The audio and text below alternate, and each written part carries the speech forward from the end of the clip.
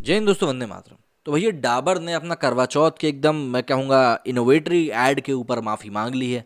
माफ़ी मांग ली और सभी सोशल मीडिया प्लेटफॉर्म्स के ऊपर से उन्होंने ये ऐड भी हटा लिया है। लेकिन अब उनका ये ऐड तो अपना काम कर चुका है। करवा चौथ का ये ऐड था, करवा चौथ निकल चुकी है, पब्लिकेशंस ने माफ़ी भी मांग ली। मतलब वही चीज़ कि पहले हम आपको थप्पड़ मारेंगे, फिर हम बोलेंगे अरे सॉरी हमसे गलती हो गई।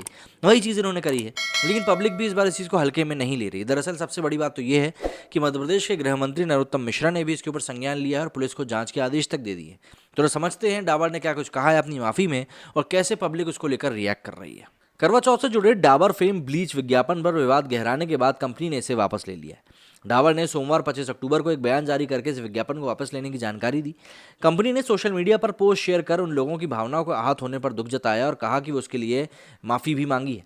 हालांकि डाबर ने माफ़ी मांगने के बाद भी सोशल मीडिया यूजर्स का आक्रोश कम नहीं हुआ। वे भारतीय संस्कृति पर इस तरह के हमला करने को लेकर काफ़ी ज़्यादा आक्रोशित दिखाई दिए।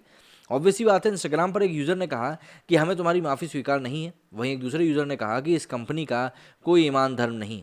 पार्वती नाम की एक यूज़र ने ट्विटर पर लिखा कि हमसे ही कमाकर हमारे ही त्योहारों का मजाक उड़ाते हो। अब तुम देखो, भारत की जनता ट्विटर पर ही नहीं बाजार में भी दिखाती है कि तुम जैसी कंपनियों की आखिर क्या औकात है।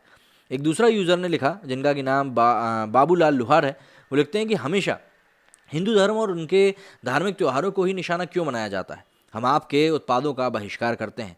मतलब जाहिर सी बात है, इस बार डाबर के लिए बात काफ़ी ज़्यादा बढ़ गई है। हरीश नाम के सोशल मीडिया यूज़र ने लिखा कि यह बेहद घटिया शर्मनाक विज्ञापन था। कभी नहीं सोचा था कि डाबर जैसी बड़ी कंपनी हिंदुओं की भावनाओं को इस प्रकार से ठेस पहुंचाएगी और हिंदू विरोधी हर ताकतों का समर्थन करेगी। मतलब आप समझिए ना, लोगों को कितना आघात पहुंचा है। डाबर के माफ़ी मांगने पर गुस्साए सत्यनारायण नाम के एक यूज़र ने लिखा, तो घटिया लोगों बनाया ही क्यों था, बस पब्लिसिटी के लिए। थू है तुम पर यार, अगर दम हो तो किसी और पर बनाकर दिखाओ, तब बात मानेंगे। ऑब्वियस ही बात है, ये बात काफ़ी ज़्यादा बढ़ती जा रही थी। जैसे कि अरविंद कुमार ने भी इसको लेकर के लिखा कि पहल सालो जानबूझकर गलती करो और फिर माफ़ी मांग लो, बहुत अच्छा।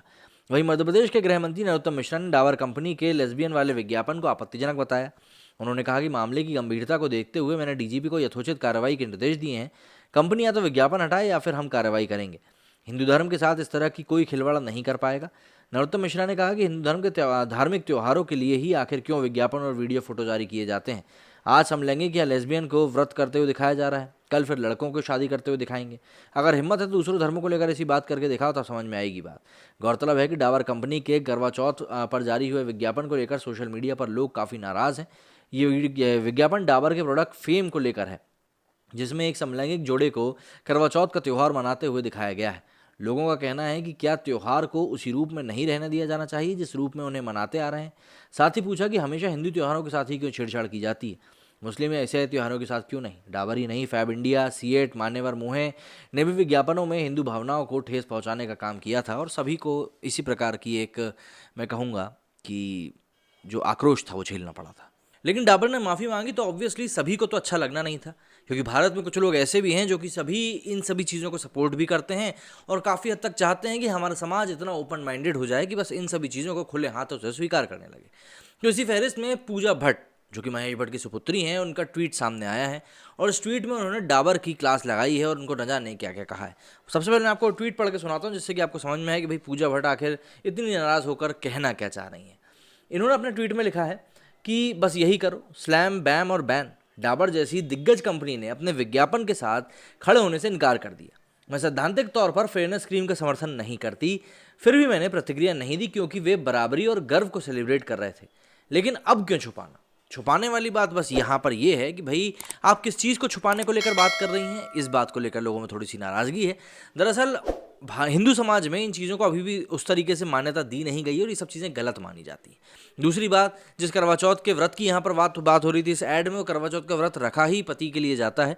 जो कथा होती है करवा चौथ की, उसमें भी पति का जिक्र होता है। तो ऐसे में दो महिलाएं आखिर ये व्रत कैसे रख सकती हैं? यूजर्स यही सवाल ट्विटर के ऊपर पूछते हुए दिखाई दे रहे हैं। यदि आप लोगों को कुछ कहना है तो मुझे कमेंट करके जरूर बताइएगा। मेरे सुनिए फिलहाल इतना ही। जय हिंद, जय भारत।